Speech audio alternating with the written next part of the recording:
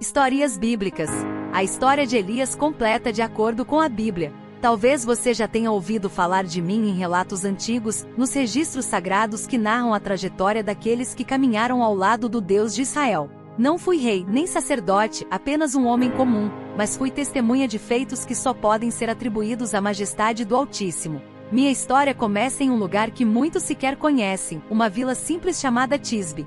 Era um tempo conturbado, onde a devoção genuína a Deus estava sendo lentamente substituída por práticas pagãs, crenças vazias e ídolos sem vida. Meus pais, embora humildes, cultivavam a fé dos nossos antepassados e foi com eles que aprendi a confiar em um Deus que não se vê, mas que se sente em cada brisa, em cada estrela que ilumina a noite. Enquanto ainda menino, meus pés corriam pelos campos de Tisbe, mas meu espírito começava a discernir algo mais. Havia uma inquietação dentro de mim, um fogo que crescia silenciosamente. Quando eu contemplava o horizonte, sentia uma ligação profunda com algo maior, como se o próprio céu sussurrasse um chamado. E assim foi, mesmo sem compreender plenamente, fui conduzido a desenvolver uma fé firme, como uma rocha, pois algo grandioso estava por vir. Aquela pequena cidade, envolta por campos tranquilos, mal sabia que ali nascia alguém destinado a confrontar reis, desafiar sacerdotes de falsos deuses e restaurar a aliança perdida de um povo com seu Criador. Enquanto a maioria vivia sob a influência de práticas distantes da verdade, o meu coração se acendia com um anseio: levar Israel de volta ao caminho da luz. Nesse período, o reinado de Acabe e sua rainha Jezabel mergulhava a nação em trevas. A idolatria se espalhava como uma peste, afastando os corações do Deus que libertara seus antepassados do Egito. A influência de Jezabel era corrosiva, dominava o povo como uma sombra densa, e poucos eram os que ainda ousavam manter a chama da verdadeira fé. Eu, Elias, não poderia ficar calado. A dor que via ao meu redor era como uma voz interior me chamando, despertando a consciência de que Deus me preparava para algo além do ordinário. Foi nessa fase que entendi: minha missão era profética. Eu não seria apenas um observador dos acontecimentos, eu seria parte da resposta de Deus ao clamor silencioso dos justos. O tempo chegou. Em meio ao caos espiritual que assolava Israel, senti em meu peito a urgência de uma proclamação direta, sem rodeios. O Senhor havia falado, e eu não poderia ignorar o peso de suas palavras. Com passos firmes e alma incendiada por um propósito maior, dirigi-me ao palácio de Acabe, aquele que governava Israel, mas havia se afastado da vontade de Deus. Diante da corte e do próprio rei, ergui minha voz, não com arrogância, mas com autoridade celestial. Assim diz o Senhor, o Deus de Israel: não cairá nem orvalho, nem chuva nestes anos, senão segundo a minha palavra. O silêncio que se seguiu foi tão profundo quanto o impacto dessas palavras. Sabia que aquela declaração era mais do que um aviso, era o início de uma batalha entre o céu e a idolatria que consumia a nação. O céu se fechou. A terra, outrora fértil, começou a ressecar. Os campos antes verdes tornaram-se marrons rachados, silenciosos. A chuva cessou e com ela, a abundância. Mas mesmo diante da seca, Deus não abandonou o seu servo. O Senhor me guiou ao riacho de Querite, longe dos olhos dos homens, mas debaixo dos cuidados do Eterno. Ali, escondido do mundo, experimentei o sustento sobrenatural. Pássaros, corvos, aves consideradas impuras pelos homens, foram usados por Deus para me alimentar. Cada manhã e cada entardecer, traziam pão e carne. O riacho fluía suavemente, um testemunho do cuidado constante do Altíssimo. Enquanto Israel experimentava a escassez como consequência de sua rebelião, eu, Elias, vivia um tempo de profunda dependência. Na solidão do deserto, compreendi mais sobre quem Deus é. Ele não é apenas o Deus dos grandes sinais, mas também o Deus dos detalhes. Cada gota daquele riacho, cada pedaço de alimento trazido pelos corvos, era uma lição de que quando obedecemos, Ele jamais nos desampara.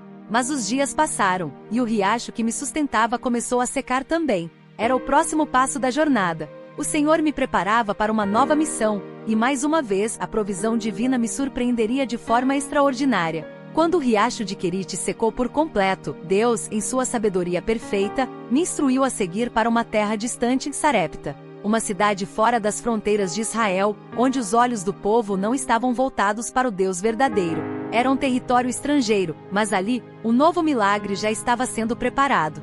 Ao chegar aos arredores da cidade, vi uma mulher colhendo gravetos. Sua postura, seu semblante, tudo nela carregava o peso de quem luta contra a fome e a escassez. Enquanto me aproximava, o Senhor falou ao meu coração: é ela. essa mulher será o instrumento da minha provisão. Aproximei-me com humildade e pedi apenas um pouco de água e um pedaço de pão. A resposta dela foi comovente. Com voz cansada e um olhar que trazia a sombra da desesperança, disse que possuía apenas um punhado de farinha e um pouco de azeite. Aquela seria sua última refeição, partilhada com seu filho antes de esperar em silêncio a morte. Mas naquele instante, o Senhor encheu minha alma com uma palavra de promessa. Proferia-a com fé: não temas. Vai e faz como disseste, mas primeiro prepara um bolo pequeno para mim. Pois assim diz o Senhor Deus de Israel: a farinha da vasilha não acabará, e o azeite da botija não faltará até o dia em que o Senhor mandar chuva sobre a terra. Diante da fome, do medo e da incerteza, aquela mulher escolheu crer. Ela obedeceu, e o milagre aconteceu. Dia após dia a farinha permanecia. O azeite não diminuía. Cada manhã, ao abrir a vasilha, a fé dela era renovada. E assim como o maná no deserto sustentara Israel, Deus agora provava, uma vez mais, que onde há fé, há provisão. A casa da viúva se tornou um lugar de refúgio, um lar simples que agora transbordava com a presença constante do Altíssimo. Juntos partilhávamos o alimento e a esperança. O filho dela, antes pálido pela fome, ganhou novamente cor no rosto e brilho nos olhos. A viúva passou a confiar, não apenas em mim, mas no Deus que eu anunciava. No entanto, mesmo os lares abençoados não estão imunes às dores da vida. Um dia, a tragédia bateu à porta. O tempo em Sarepta parecia ter se aquietado. A escassez continuava em toda a região, mas ali, naquela casa humilde, havia sustento, paz e um novo senso de fé. Até que, como uma sombra inesperada em um dia de sol, a tragédia irrompeu. O filho da viúva adoeceu. O menino que corria pelos cantos, que sorria com os lábios sujos de farinha, que dormia tranquilo nos braços da mãe, agora estava pálido e inerte, sem fôlego. A febre tomou seu corpo, e em poucos dias, seus olhos se fecharam para sempre. A dor daquela mulher foi como um grito que rasga os céus. Ela se voltou para mim, não com raiva, mas com uma mistura de dor e desespero, perguntando se minha presença havia trazido a lembrança de pecados antigos. Vieste tu a mim para trazeres à memória a minha culpa e matares o meu filho? Sua voz tremia como uma folha ao vento. Naquele momento não tive respostas prontas. Não havia explicações lógicas. Mas havia fé. Tomei o menino em meus braços e o levei ao aposento onde eu me hospedava. Deitei-o sobre minha cama e me prostrei diante de Deus com um clamor que veio das profundezas do meu espírito. Ó Senhor meu Deus, também a esta viúva com quem eu moro, afligiste matando-lhe o filho. Minha oração era sincera, carregada de dor. E então me estendi sobre o corpo do menino, e roguei ao Senhor 1, 2, 3 vezes. Senhor meu Deus, rogo-te, faze tornar a alma deste menino a entrar nele. E o impossível aconteceu. O sopro da vida retornou ao pequeno corpo. Os olhos se abriram. A alma retornou. O menino reviveu. Desci as escadas com ele em meus braços, e ao colocá-lo novamente nos braços da mãe, as lágrimas dela já não eram de dor, mas de assombro, gratidão e reverência. Ela olhou para mim como quem vê o invisível. Agora sei que tu és homem de Deus e que a palavra do Senhor na tua boca é verdade. Naquele dia, não apenas um menino foi ressuscitado, foi a fé de uma mulher e de uma cidade inteira que também voltou à vida. O tempo passou. A seca, imposta por ordem divina, ainda castigava a terra. Os rios estavam quase extintos, a poeira tomava os caminhos, e o desespero fazia os homens olharem para o céu em busca de uma gota de esperança. Mas a verdadeira sede não era por água, era pela presença esquecida do Deus de Israel. Então Deus me falou novamente. Era chegada a hora de me apresentar diante do rei Acabe. A notícia da minha aparição se espalhou como fogo em palha seca. Fui recebido com sarcasmo e acusação. És tu, perturbador de Israel, disse-me Acabe. Mas eu corrigi com firmeza, não eu, mas tu e a casa de teu pai, por abandonarem os mandamentos do Senhor e seguirem a Baal. Ali, naquele encontro tenso, propus um desafio. Não para provar minha força, mas para restaurar a verdade diante de um povo vacilante. Reuni o povo de Israel, os 450 profetas de Baal e os 400 profetas de Azerá no alto do Monte Carmelo. O desafio era simples, mas definitivo. Até quando cocheareis entre dois pensamentos? Se o Senhor é Deus, segui, mas se Baal, seguiu. E o povo ficou em silêncio. Então propus, cada lado ofereceria um sacrifício, mas não colocaria fogo. Aquele que respondesse com fogo do céu seria reconhecido como verdadeiro Deus. Os profetas de Baal começaram. Desde a manhã até o meio-dia clamavam, gritavam, dançavam em volta do altar. Chegaram até a se ferir, como era costume entre eles, derramando sangue na tentativa de chamar a atenção de seu ídolo. mas nada aconteceu. Nenhuma resposta. Nenhuma faísca sequer. Quando chegou a minha vez, aproximei-me com reverência e restaurei o altar do Senhor que estava em ruínas. Peguei 12 pedras, conforme as tribos de Israel, e edifiquei o altar. Cavei um rego em volta, coloquei a lenha, o novilho, e em um gesto inesperado, mandei encher de água 4 cântaros, e os despejar sobre o holocausto. 3 vezes repeti isso, até que tudo estivesse encharcado. Não restava dúvida, o impossível seria evidente. Então, ergui minha voz em oração. Não gritei, não me cortei.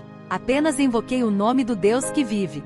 Ó Senhor, Deus de Abraão, de Isaque e de Israel, manifesta hoje que Tu és Deus em Israel, e que eu sou Teu servo, e que conforme a Tua palavra fiz todas estas coisas. Responde-me, Senhor, responde-me, para que este povo saiba que Tu, Senhor, és Deus, e que a Te fizeste voltar o seu coração. E então o céu se rasgou. Desceu fogo do alto, consumindo o holocausto, a lenha, as pedras, o pó, até a água do rego foi totalmente evaporada em chamas ardentes. O povo caiu com o rosto em terra, gritando em uníssono: Só o Senhor é Deus! Só o Senhor é Deus! Foi o renascimento espiritual de uma nação. Naquele mesmo dia, os falsos profetas foram confrontados, julgados e eliminados. E as nuvens, após anos de silêncio, começaram a se formar no horizonte. O fogo havia descido. A idolatria fora confrontada. O povo se prostrara. Mas ainda faltava algo: a chuva. A promessa ainda não havia sido completamente cumprida, e Deus não é Deus de promessas pela metade. O céu, ainda fechado, parecia conter a respiração do mundo. O silêncio após o fogo era profundo, mas dentro de mim havia uma certeza inabalável: Deus iria responder. Subi então ao topo do Carmelo, sozinho, como um sacerdote diante do altar invisível de um templo celestial. Curvei-me ao chão, pus o rosto entre os joelhos e comecei a orar.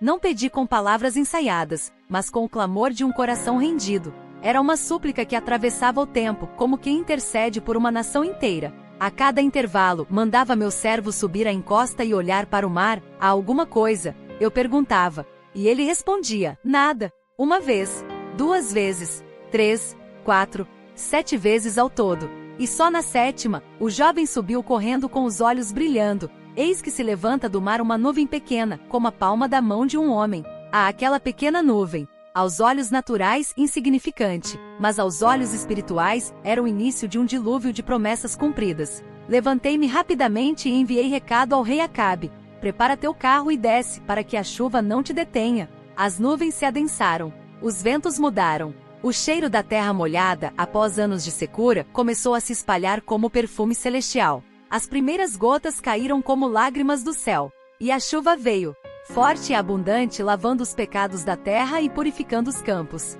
Era o sinal: Deus havia voltado a reinar no coração do povo. Mas o extraordinário ainda não havia terminado. O Espírito do Senhor veio sobre mim, e tomado por uma força que não era minha, corri à frente da carruagem do rei, desde o Monte Carmelo até Jezeel. Quilômetros sob a tempestade, como sinal de que a mão de Deus guia, protege e impulsiona aqueles que vivem sob sua vontade. Era mais do que uma corrida. Era uma proclamação. O profeta que fora perseguido, zombado e desprezado agora corria diante do rei, não como servo de homens, mas como servo do Altíssimo. Na chuva, no fogo, no vento. Deus falava. Deus se movia. Deus restaurava. A chuva havia caído. O milagre se cumprirá. O povo proclamara: só o Senhor é Deus. Mas como tantas vezes na jornada dos que servem a Deus, a vitória foi seguida de sombra. Ao saber do que havia acontecido no Monte Carmelo, Jezabel, a rainha perversa, não se curvou em arrependimento. Ao contrário, enviou uma ameaça fria e letal: que os deuses me façam o pior, se amanhã, a esta hora, eu não tiver feito com tua vida o que fizeste com os profetas de Baal. Palavras afiadas como punhais. E mesmo após ver fogo cair do céu, mesmo após orar por chuva e vê-la vir, meu coração vacilou. O medo me dominou. Corri, fugi para o deserto, como alguém ferido demais para continuar lutando. Deixei meu servo para trás, fui adiante e me deitei debaixo de um zimbro. Era o peso da alma. A exaustão que não é apenas física, mas espiritual. E naquela hora orei com lágrimas silenciosas. Já basta, Senhor. Tira minha vida, pois não sou melhor do que meus pais. Ali no chão seco do deserto, o profeta do fogo se sentiu pó. Nenhum milagre, nenhuma multidão, nenhuma glória. Apenas eu, o cansaço e Deus. mas o céu não se cala diante da dor sincera. Enquanto dormia, um anjo me tocou. Com mãos suaves preparou pão assado sobre brasas e um cântaro de água. Acordei com o aroma da provisão divina no meio do nada. Comi e tornei a dormir, como quem ainda não tinha forças para entender. Mais uma vez, o anjo veio e disse com ternura: levanta-te e come, porque muito comprido te será o caminho. Não houve reprovação. Não houve castigo. Houve cuidado. Deus não se afastou por causa da minha fraqueza. Ele se aproximou. Fortalecido por aquela refeição celeste, caminhei por 40 dias e 40 noites até o monte de Deus, o Horebe. Lá, escondi-me numa caverna. A voz de Deus me alcançou. Que fazes aqui, Elias? Respondi com toda a minha frustração acumulada: tenho sido zeloso por ti, Senhor. Mas os filhos de Israel quebraram teu pacto, derrubaram teus altares, mataram teus profetas, e eu fiquei só, e buscam tirar minha vida. Era um desabafo de um coração que se sentia sozinho, injustiçado e à beira da desistência. E então Deus me chamou para fora da caverna. Um vento forte passou diante de mim, quebrando rochas. Depois, um terremoto. Em seguida, um fogo. Mas em nenhum desses fenômenos estava Deus. E então, veio um sussurro suave, um murmúrio delicado. E ali, no silêncio, Deus estava. Não na força da natureza, mas na sutileza do espírito. Não na explosão dos céus, mas na brisa que toca a alma cansada. Era como se Deus dissesse: eu ainda estou aqui, ainda falo, ainda cuido. Mesmo quando você não ouve trovões. Naquele momento entendi, a presença de Deus não depende do barulho que ela faz, mas da profundidade com que ela toca. E mesmo quando tudo parece perdido, Deus nunca nos abandona. Ainda no Monte Horebe, depois do sussurro divino, fiquei ali, envolto em silêncio. Um silêncio não vazio, mas cheio de presença. E Deus falou de novo: que fazes aqui, Elias? Era a segunda vez que ele perguntava. Não porque não soubesse a resposta, mas porque queria que eu a escutasse da minha própria alma. E novamente respondi com a dor que ainda pesava no coração: tenho sido muito zeloso pelo Senhor, mas fiquei só, e agora querem tirar a minha vida. Deus então não me corrigiu, não me repreendeu, apenas me deu direção. Vai, volta pelo teu caminho. Unge a Azael por rei sobre a Síria, a Jeú por rei sobre Israel, e a Eliseu como profeta em teu lugar. Era como se o Senhor dissesse: ainda há muito a ser feito. Enquanto eu acreditava que tudo havia terminado, Deus estava abrindo o próximo capítulo. Mas o que mais me impactou foi o que ele revelou em seguida.